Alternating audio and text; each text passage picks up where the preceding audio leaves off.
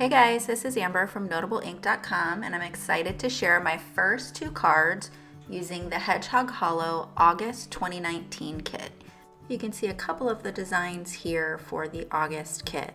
This kit features Syberia designs and I love her work. If you haven't checked her out on YouTube, she does this really cool dot art on her florals that is just incredible. I will link to her site and all of the products that I use down below and then also in my blog post. So the first stamp that I'm going to use is of course the largest bloom because I love large florals. I think they provide such a huge opportunity for you to use a lot of different mediums. So today I'm going to feature colored pencils on dark and shimmer cardstock. So we'll go ahead and get started. Here's the stamps that I'm going to use, and you can see that large bloom there. That's what we're going to use. And I have a piece of just navy cardstock, and I have Altenew Azurite ink here. You really could use any of your dark blue inks. It doesn't even actually need to be blue. You could also use even like your clear embossing ink. Basically what I want to do is have the ink match the cardstock so there's a tone-on-tone effect here. Because I want to do some no line coloring with my color pencils. So I'm going to go ahead and stamp that down, and I am going to leave this stamp in my MISTI because I wasn't sure if I was going to need to restamp it after I did the color pencil, but I know myself well enough, if I take it out I'll regret it not being in there. So I'm going to leave it in there. I'm just going to clean it off. I'll leave it in there and I don't end up restamping. I leave it as is. So we can see the flower nicely, and I'm going to go ahead and jump in with my Polychromos pencils. I have all of the specific colors that I use listed in my blog post, so if you're interested in that, there's a link to the blog post down below. So I didn't do any testing of the colors on the cardstock. I generally don't plan things before I start doing them, and I didn't test out these colors. So what I will find is that this is kind of a mistake and I'll need to correct it. I left it in here so that you could see how I correct it and the difference between the two different techniques. So here I'm going straight in with my dark colors, and this is on a petal that curls under. So I do want it to be darker there, but you can see that the dark color doesn't really show up very well. You can see that the lighter blues, as I get into those, show up very well. And I'll even put a little white at the tip there. But you can see there's such a drastic difference between the lighter colors and that dark color that I'll need to figure out how to blend that. So I will go over the darkest area with the light color, and then I'll kind of just stop and think on it for a little bit. And what I'm going to do is the fold in the petal. So here you can see I'm switching my technique. And what I'm going to do is lay down a layer of my lightest colors. Now, the fold is going to get the majority of the light casted down in it, so that should be the lightest color anyway of this petal. But I like how this is turning out. So what I end up doing for the rest of the flower is to put down a whole layer of white and then come in with my darker colors and all of the other colors. And I get a better blend that way, and I think it shows up better. So I'm going to come in with my white, and I'm going to add a little bit more of the lightest color blue over those darkest areas. And I don't really think that that was too effective. So I'm going to sit on that, leave it alone, and I'm going to move on to another petal, and then I'll come back to that. So I've done another petal. I'm coming back to it with my white, and you can see it looks really choppy right now, but I'm going to blend that out with this lightest blue here,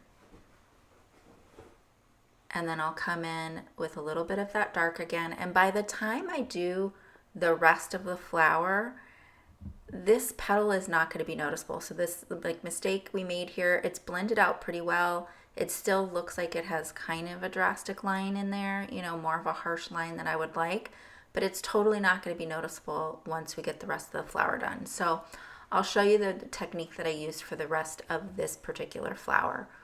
I put down a coat of white, and then I'm going to add my darkest color. So that is a dark indigo that I have there, and so I'm using 4 different shades of blue, and I'll bring my lightest color down in there, kind of just blending and going back and forth. And then this one also has a small fold at the top, so I come in with the lightest colors for that fold, and then always the darkest colors right up underneath the fold because there would be a casted shadow. So that's how I go about doing the rest of the petals, and so you can see that there.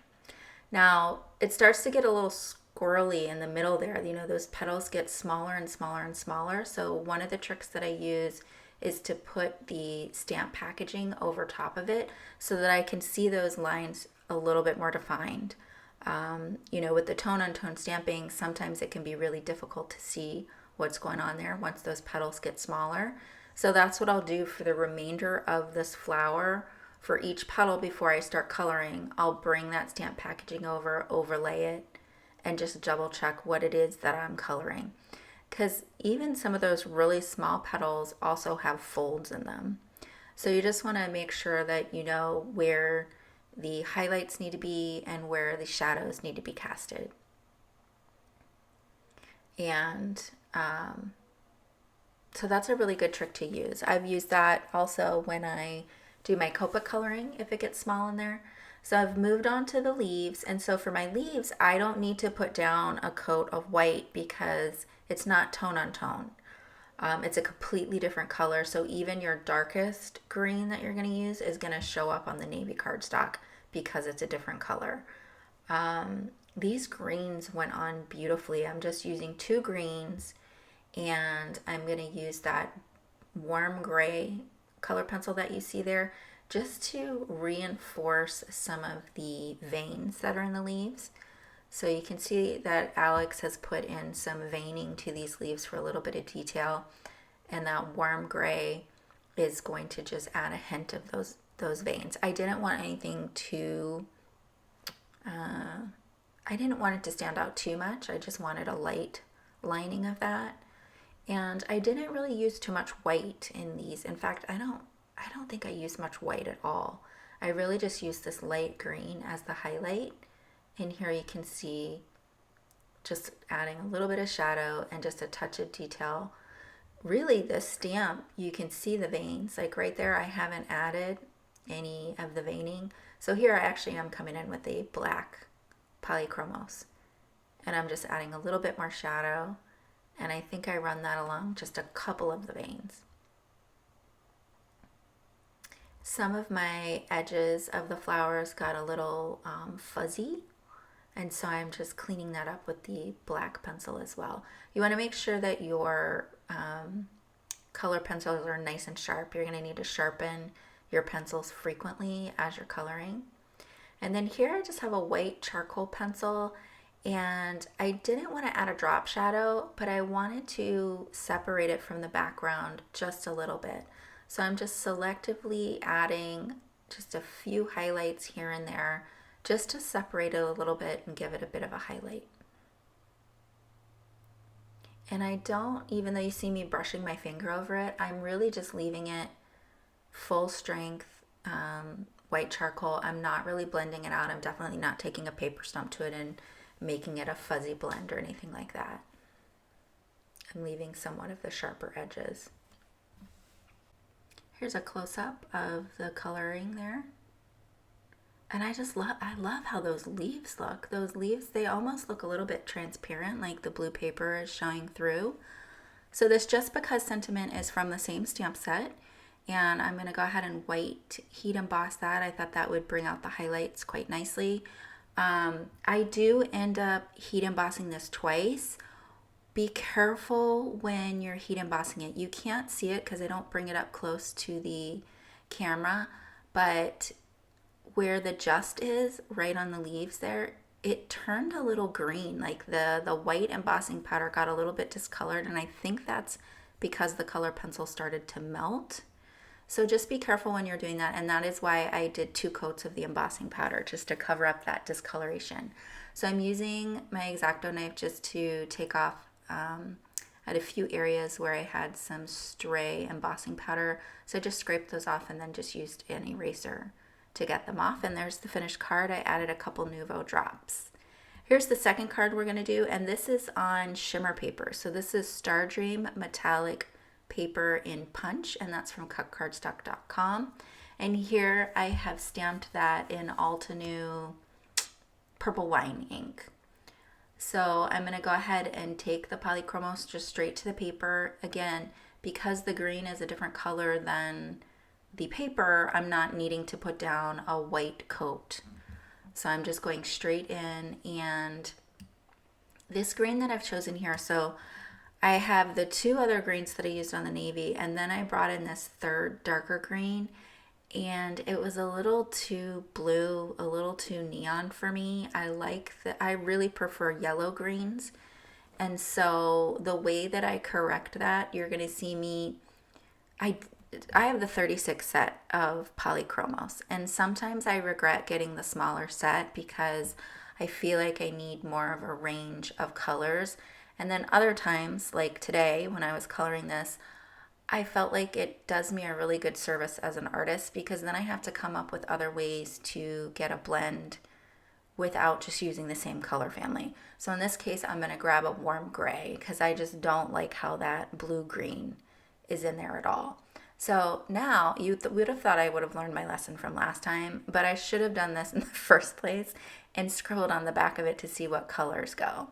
So here I've picked warm gray 5, and I'm just going to cover up that kind of like it was just too blue. And in any case, this is the area that's underneath the fold of the leaf, so it really should be a darker casted shadow, more of like a gray shadow. So when you're doing your leaves and you're trying to make things look a little bit more realistic, you probably don't want to use 3 different greens. You probably do want to choose a gray, or maybe even a brown, or maybe a purple or something like that, a different color. It's not going to be just green. So think about that and kind of push yourself, especially if you have the small sets. Pick a different color. It might be something that's totally off the wall, but works. So you can see I did my casted shadow, and you can see how shimmery that paper is. And I just think this is such a cool effect. And I'll show you another leaf down here, and then one of the little folded leaves up at the top by the bud, and then we'll move on to the flower. So I'm just doing a 2-color blend here with it's kind of like an olive green and then the light green.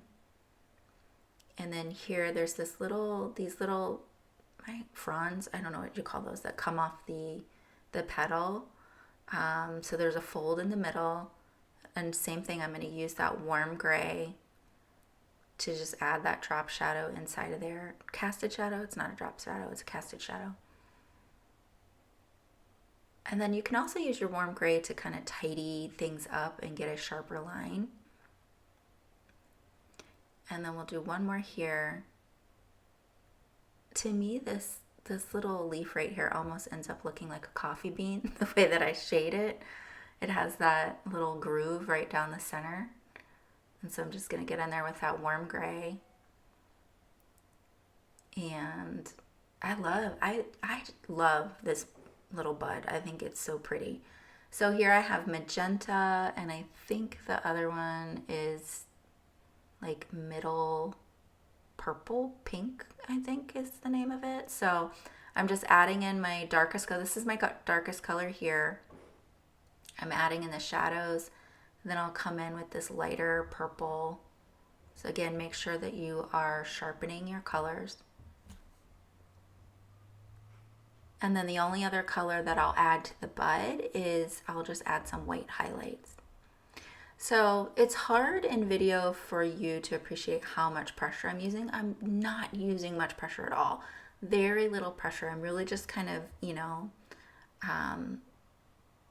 I don't know, walking it over the paper. There's very little exertion here.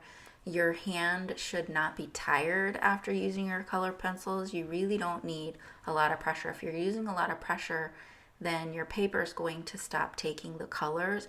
You want to use a really light pressure so that you can continue to build your colors.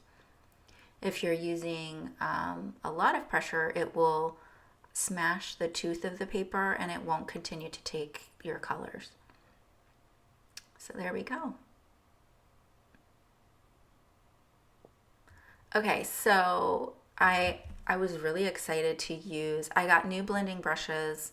I should probably talk about this. So I have the makeup brushes from YouTube, which I love. What I found though is I like the largest brush the most. I get a nicer blend with those. I don't like this background at all. So I gave it 2 thumbs down. I'm gonna try a different one. It turns out I don't like this background either, but I can't figure out what I'm gonna do, so I just set it off to the side and move on. So I've stamped a sentiment here. And I totally messed this up. Look, and I can't stop myself. So I'm blending it out. It looks like a hot mess. And then I'm gonna grab my eraser to fix that. Fortunately, because it's just regular pencil, it erases really well. So back to the blending brushes. So I have the makeup brushes from Amazon, which I love, but I really wanted more large brushes. So what I ended up doing is getting 6 of the large brushes from the stamp market, because you can buy them, you can buy individual brushes, which I love. It's like open stock individual brushes. So I was able to just get all large brushes. I'm just adding a bit of an outline, just a touch, not all the way around it, because then I might as well have stamped it in black, but I'm just adding kind of just to one side of the leaf, just the lightest outline, just to give it a more crisp appearance. And then I'm going to bring that stem down below my sentiment. I'm just going to extend it a little. So I still don't like that background. And you can see with the finished card, I ended up grabbing this embossed white panel just out of my stash. So I'd say pretty frequently I end up making backgrounds for cards that I don't like, and I just set them aside and use them later. So I also added a slightly larger, I think it was an 1/8 inch larger all the way around piece of vellum behind the rosebud panel, and then just added some Black Nouveau drops, and that finished off the card. And here are the 2 cards together. If you haven't used color pencils before on blooms like this, start with a smaller flower. Color pencils are not a race, it's a marathon. It takes a long time and a lot of work to build up your colors and color it. It's not something that's quick. And so I find starting with a smaller bloom is a lot more satisfying, because you can get through it and feel accomplished, and then tackle your bigger ones. And in fact, I needed a break from the blue card, and so I did the purple card in between and then went back to the blue one, just because I needed a break from that particular flower, because it takes a while. I hope that you enjoyed these cards today and will give this technique a try. It was so much fun, and I really enjoyed it. These blooms are gorgeous, so if you haven't gotten this kit yet, it is still on sale. So I'll have the link below for that, as well as the other products that I used. Let me know in the comments below if there's some other medium you would like to see these florals in. Thank you so much for stopping by. I really appreciate your support. If you like this, smash that like button and subscribe button. And until next time, breathe, ink, inspire.